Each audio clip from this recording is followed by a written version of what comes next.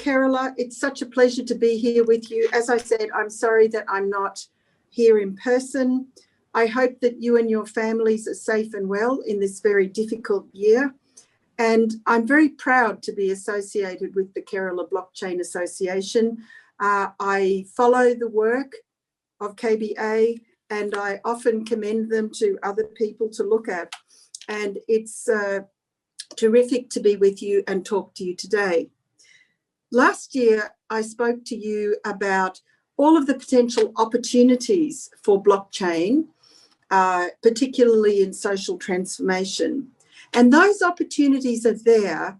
But what I wanted to remind you about today is to be thoughtful about when we're building and deploying blockchains, how to maximize the benefits and to reduce the harms.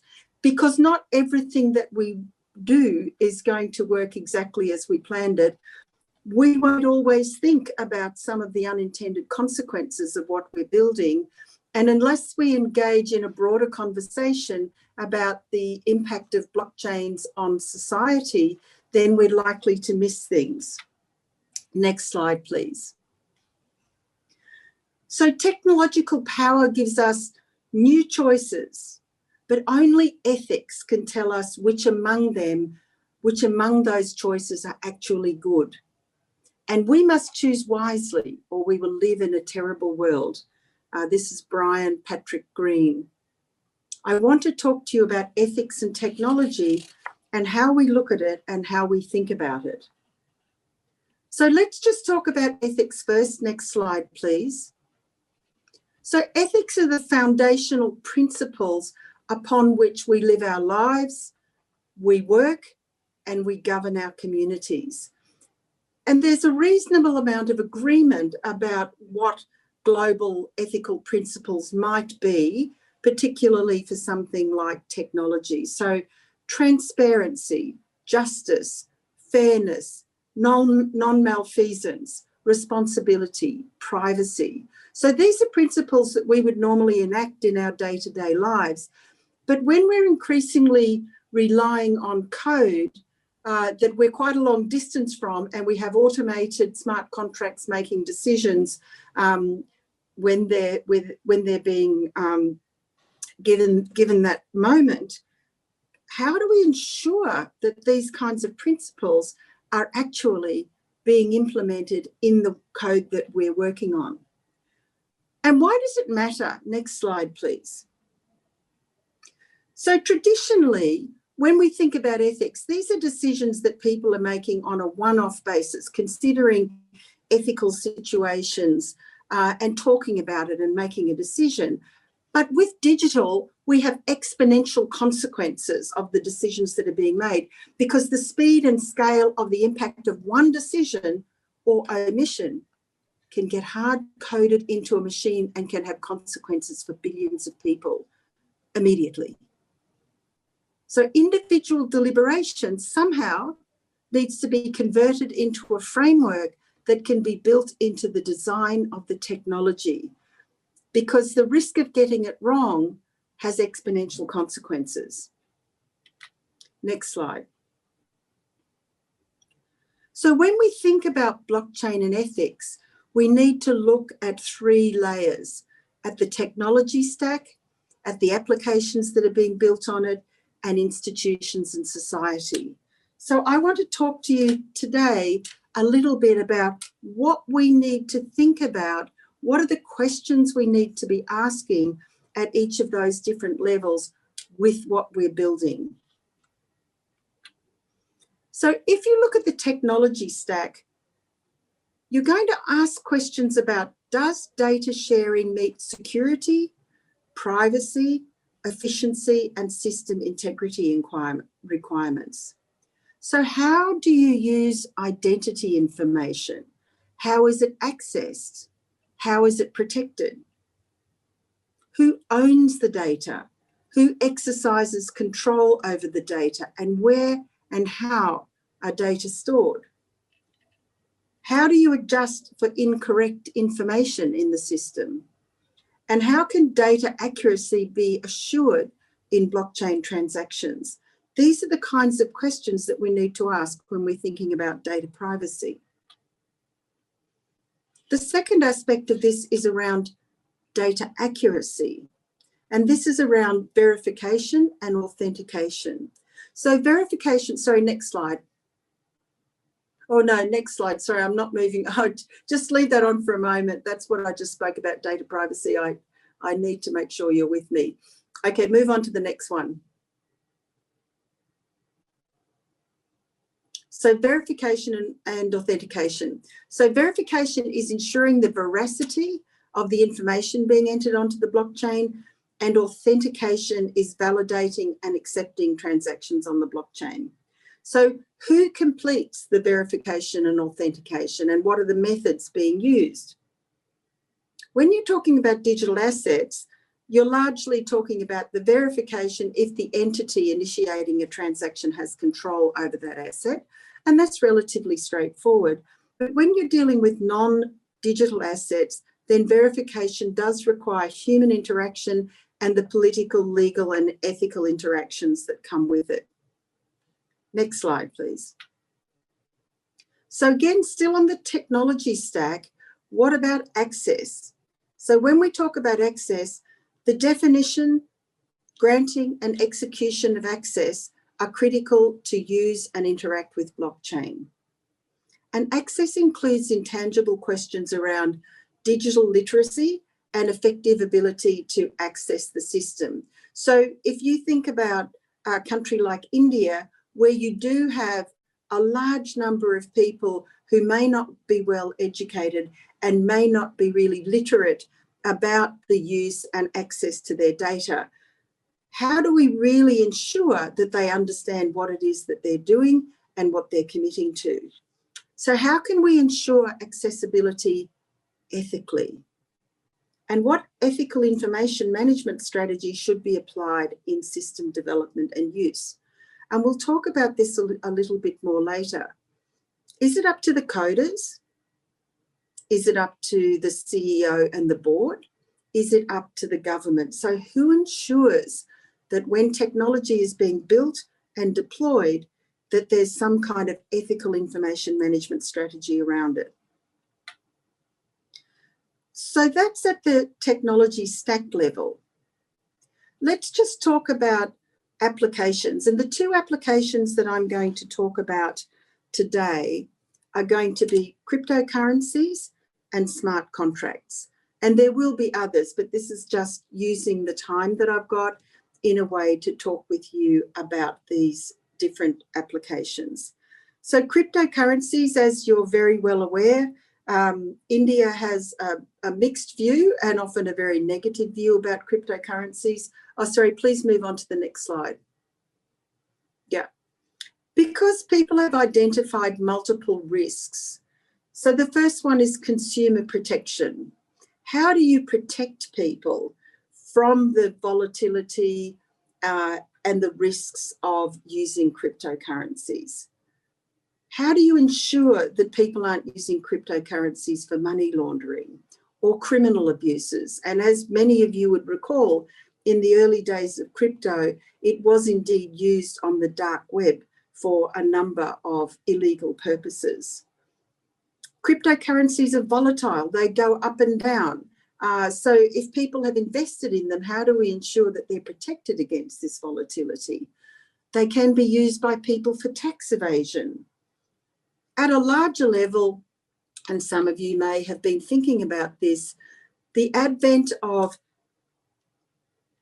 corporate currencies like the Libra coin potentially can unseat the international monetary system. So if you think if the Facebook Libra coin actually took off and you've got anything more than 2 billion people using this, this is going to be bigger than the economy of most countries except for China and the United States. And then we have China, who've launched their own central bank digital currency, which it's expected will be rolled out to millions and millions of people, both in China and along the Belt and Road countries, which will create an alternative currency to the current US dollar-backed monetary system.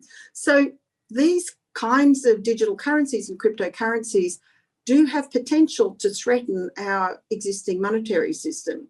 And I'm not judging that. I'm merely raising it because it will create certain global instability and tensions that we need to be aware of when we're thinking about designing and using these.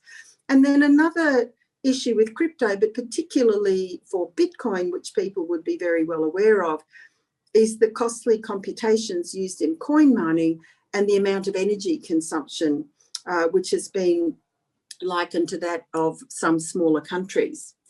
So how do we get an ethical balance between the interests of the sovereign state and the interests of the crypto community who want to be able to move value without referring to governments and without referring to banks? And what are the kinds of ethical codes and regulations that are needed? Next slide, please.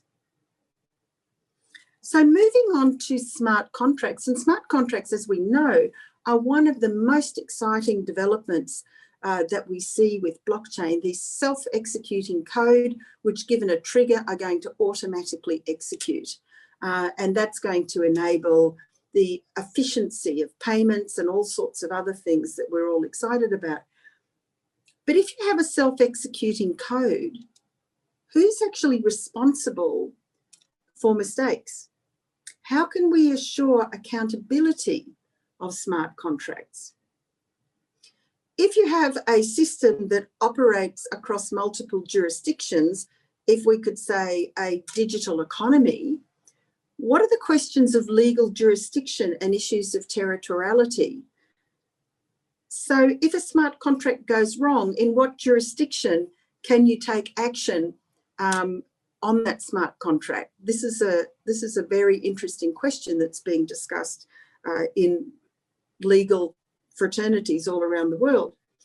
And what is the legal recognition of documents stored on or issued on blockchains? And when a smart contract fails, under which jurisdiction and law can action be taken? And I think the other question is, when smart contracts are being implemented, who's responsible for auditing that code before it goes live to ensure that the smart contract actually functions and does what's required of the smart contract?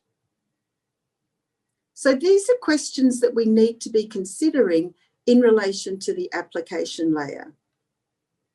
I'd like to move on now to the next slide.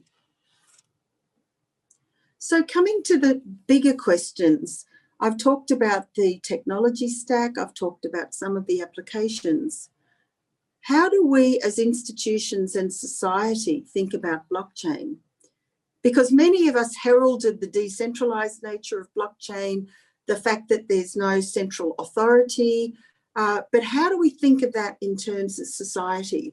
So how do we think about governance of blockchains and the enforcement of accountability through technical specifications and smart contracts, which actually require people to have a deep understanding of the objectives of the network, the decision rights, the incentives, and the accountabilities?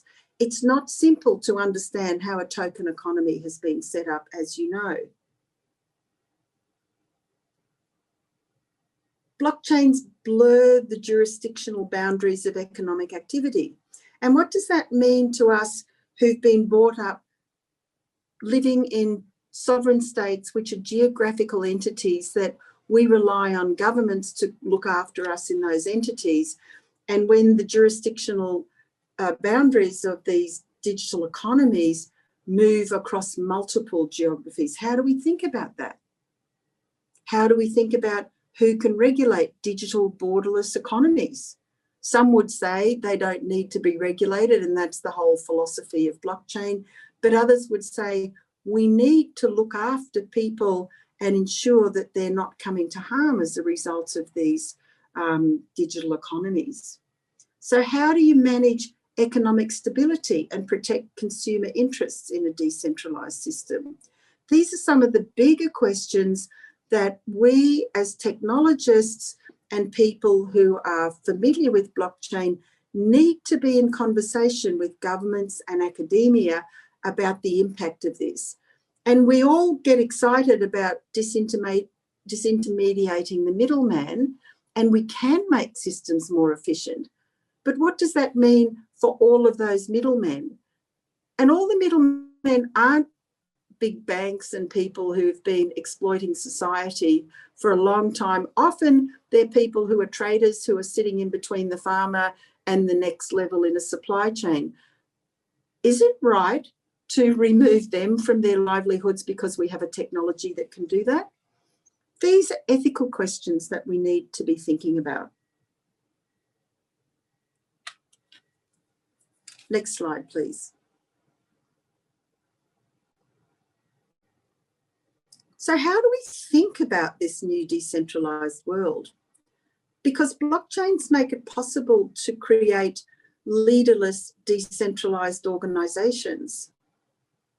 So does that mean no one's responsible if something goes wrong? How do we think about the governance of blockchains?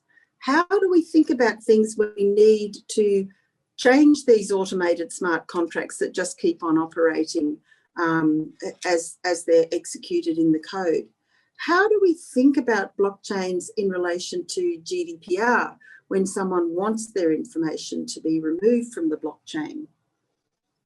Blockchain decentralization at the social level emphasizes the shift from human governance to decentralized algorithm governance. And what does that mean for us? What does that mean for us both in terms of how we build the algorithms, how we apply the algorithms, and how we address unintended consequences when algorithms go wrong? And that's not even talking about the issue that people are well aware of, is around the bias in data sets. So sometimes the algorithms are working in data sets that are naturally biased, perhaps against women or perhaps against people of particular ethnic backgrounds. How do we manage for that? Because these are not issues that the coders and the engineers who are building the blockchains are necessarily going to be able to think about.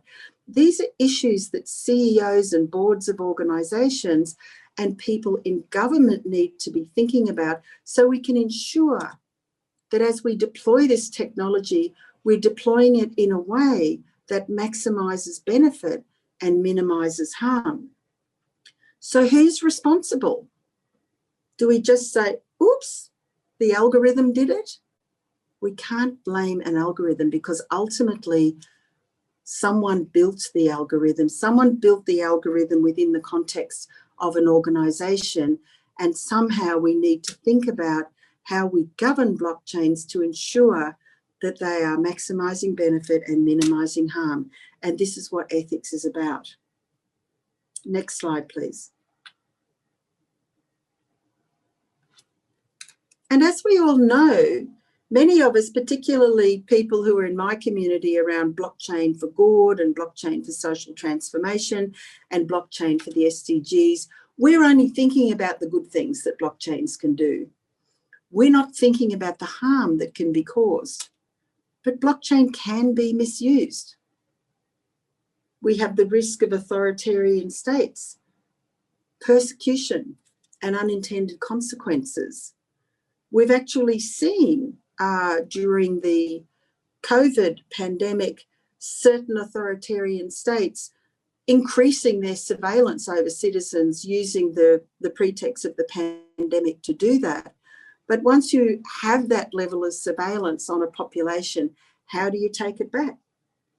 How do you stop bad actors from using digital identities and bank accounts and mobile phones to track people's choices, and perhaps to even know more about people than they know about themselves and start influencing their choices?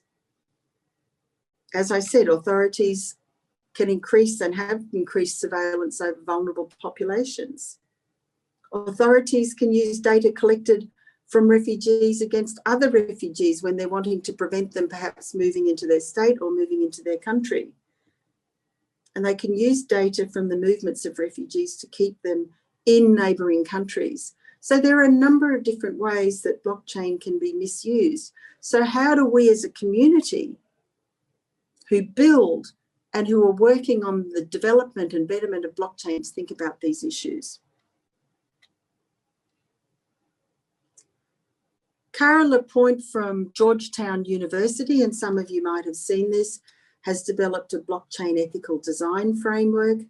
There's a real need for some global convergence around ethics and blockchain and ethics and technology and how we think about deploying it. But she's come up with basically 6 questions in the ethical design framework. And if you haven't seen it, I would encourage you to have a look at it. And the questions that they're asking and that you should ask and that we should all ask is, how is governance created and maintained? How is identity defined and established? How are inputs verified and transactions authenticated? How is access defined, granted and executed? How is ownership of data defined, granted and executed? And how is security set up and ensured? These are questions that should be applied in the design and deployment of blockchains. In the end, it's up to us. We need to take some responsibility when we're thinking about building, educating about and deploying blockchain. And there's a big role for the blockchain community to help governments understand what are the questions that they need to be asking and support. Or next slide, please. What are the questions that they need to be asking and how can they ask them, and how do we rethink about ethical questions when we've got, or next slide, please. Oh, sorry. This is just, I'll leave that slide on for a minute because this is Cara Lapointe with the blockchain ethical design framework. So finally, it's up to us. It's up to this community like KBA and others who are building and who are exponentiating the value and benefit of blockchain across the world to also ask these questions, to think about where are the ethical decision-making points in what we're building, how we're using it, how we're educating communities to understand what it is that they have at their fingertips, how corporations take responsibility for the ethical deployment of blockchain and other technologies. Because we can't assume that blockchain is a social good, is going to transform society for the better, because it's a conditional good and it's only as beneficial as we, the blockchain community, care to make it. So I hope that in this conversation, I've been able to start you thinking about an ethical journey, because I've been in conversations before in blockchain conferences where technologists don't accept that it's their responsibility to think about the ethics of the blockchain that they're building.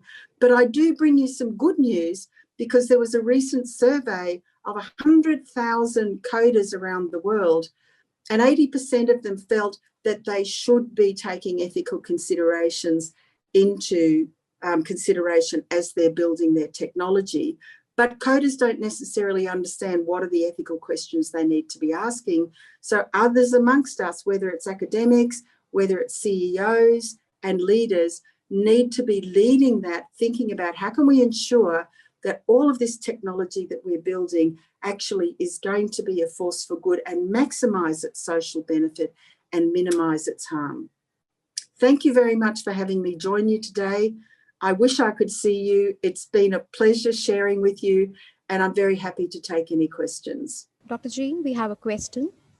Oh, sorry, someone said the slides are not in sync with the presentation. I apologise for that, and I'm very happy for the slides to be shared with you, because the presentation was not being driven by me. It was being driven in Kerala, so I do apologise for that. But anyone who wants a copy can get a copy.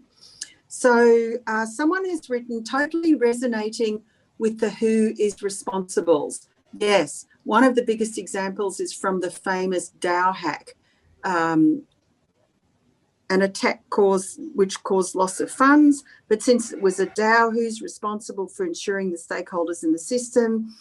Most of the Ethereum world was in the state of what now? which eventually led to the Ethereum Foundation stepping in and instituting a fork. So dispute resolution is quite a tricky problem. Look, thank you very much for that point. And one of the saddest things for me about that DAO hack was that I actually think conceptually and for the future, DAOs is going to be one of the most powerful social implementations of blockchain if we can figure out some of these tricky problems of governance, because these are the kinds of things that can connect communities working on social issues, whether it's climate change or green energy or financial inclusion, all around the world in this kind of motivated, incentivized, tokenized community. So you're quite right. And thank you for raising that. And there are people who are working, on governance of blockchains. And indeed, a good friend and colleague of mine in Delhi is working on something called GovBlocks, which is looking at a governance layer for blockchains. But I would encourage any of you who are not thinking about it to start thinking about it, because we really do need to figure out ways to overcome some of these kind of unintended effects of the way technology is being built. So I've now got another comment that's come in, which is, as for identifying the jurisdiction to resolve disputes pertaining to blockchain, can automated dispute resolution mechanism be built within the blockchain to resolve the issue? So that's an interesting question. And in fact, I was on a smart contracts hackathon last night where people were talking about building these automated dispute resolution mechanisms. And the question is kind of twofold. Yes, it's possible to do that from a technology point of view, but one of the issues, if you're dealing with a decentralized blockchain that covers multiple jurisdictions, then you're going to have different legal frameworks and different requirements for dispute resolutions. And so that's really going to be an issue when you've got multiple jurisdictions involved. But nevertheless, I think, we're building the future now. You're building the future. I'm just encouraging you to do it. It's worth thinking about those things and trying to come up with ways that, you might be able to overcome some of these things. So you can automate anything. So yes, you can automate dispute resolution, but you may not be able to automate dispute resolution across multiple jurisdictions, or at least not at the moment. So then we've got a question which is, will the general public still be more fascinated with cryptocurrency only or accept blockchain technology adoptions? So that's an interesting question, and I think it's an important question. And I want to answer that in two ways, because, in fact, one of the things that we've seen during the pandemic is that the use of an interest in crypto has gone up in several ways. One has simply been people are bored and they're at home and they've got more time, and so they think that they might start, investing in crypto and trading in crypto to see if they can make some money. And for those of you who are following decentralized finance, you'll know that decentralized finance has absolutely exploded, and there's a lot of activity going on in decentralized finance. But in addition to that, what we're seeing is that as people are feeling insecure and not knowing where to store value, whether it's in gold and it's not in normal currencies and maybe it's not in the stock market, you're seeing quite a big movement, and I don't have the numbers in front of me, in people investing in cryptocurrencies to basically hold the value of their assets. So that's the second thing. But the other thing that I was really interested in, and I have no idea if this happened in India, but I want to share it with you, is that in the Philippines, what they found was that when everything was locked down, there were a lot of little micro traders in villages who used to do things like sell Netflix cards and Spotify cards in the villages. But when everything was shut down, that meant that the cash vendors were also shut down. So they had no way of purchasing the foreign exchange to buy their Netflix and Spotify cards. And so what happened there was, in fact, that people started using crypto to buy the Netflix essentially as a de facto foreign exchange mechanism to be able to buy their Netflix and Spotify cards so that they can continue their micro enterprise in the village.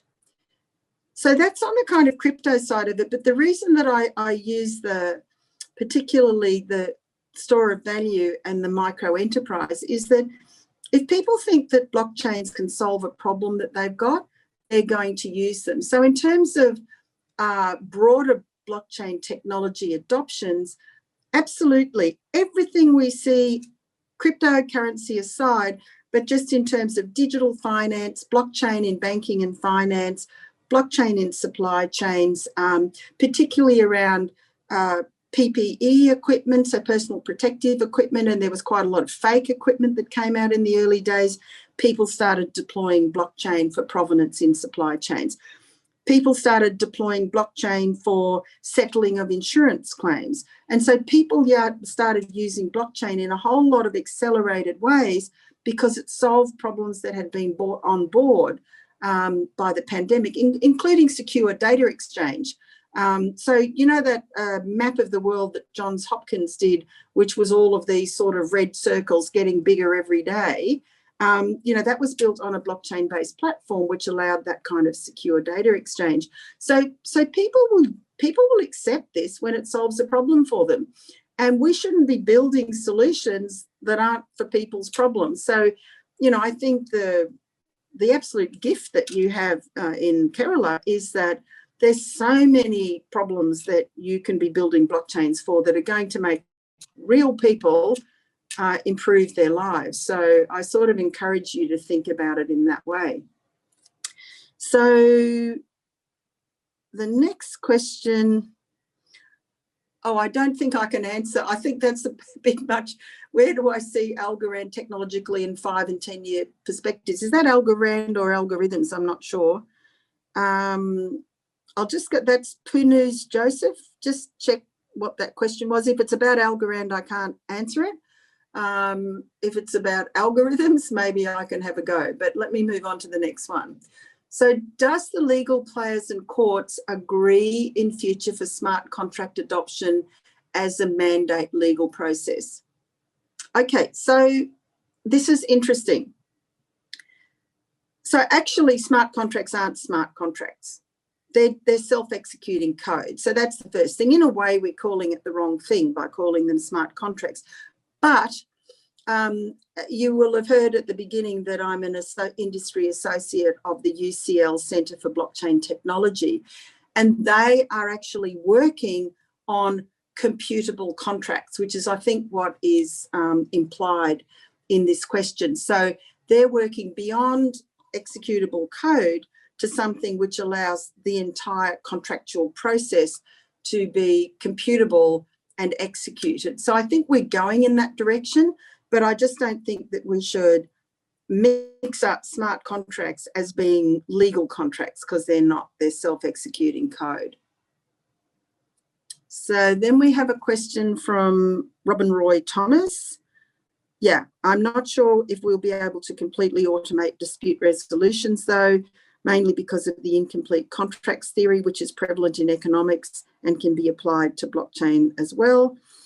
And the incomplete contract theory is, one, contracts are only enforceable to the extent that events and actions can be verified by a third party. And two, even if all the relevant information is verifiable, we would never write a contract that contains all possible contingencies.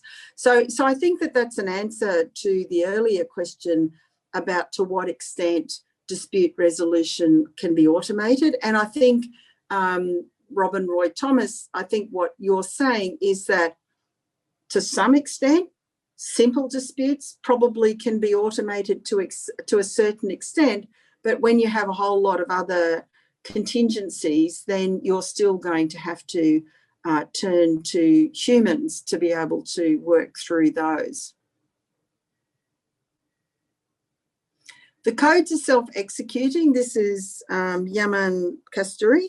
The codes are self-executing, but are being set by humans only at some point. Absolutely.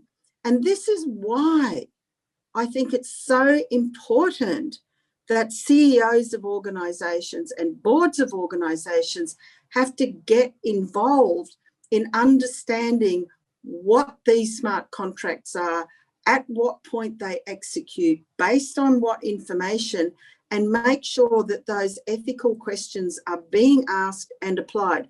Because I think one of the big risks that we have in organisations at the moment is that the CEO doesn't necessarily see it as their responsibility to make sure that the codes that are being written do what they're supposed to be doing, or the algorithms or the smart contracts. And they're leaving it to the CTO, or they're leaving it to the coders and engineers who are building the smart contracts to do it. That is simply not good enough. If we're thinking about technology and we're serious about how it's deployed, we must have ways within organisations, both in terms of systems and compliance, but also in terms of discussions, because the problem with ethics is it's not a right and a wrong question. Often ethical questions are a right against a right. And these are things that need human consideration and thought. And it's going to be very hard to build those things 100% into code. And if they're built into code, it needs to be after a very thoughtful and informed discussion by people who are able to think about the consequences of that decision going one way or another way. So I really believe that as we deploy technology more continuously across our lives, across organisations, across the platforms that we use, and across the way governments provide services, we must have these ethical frameworks, and we must have systems and processes and review points within organisations to ensure that those ethical questions are being asked and are being deployed in the code and in the tech in a way that's going to maximise benefit and minimise harm.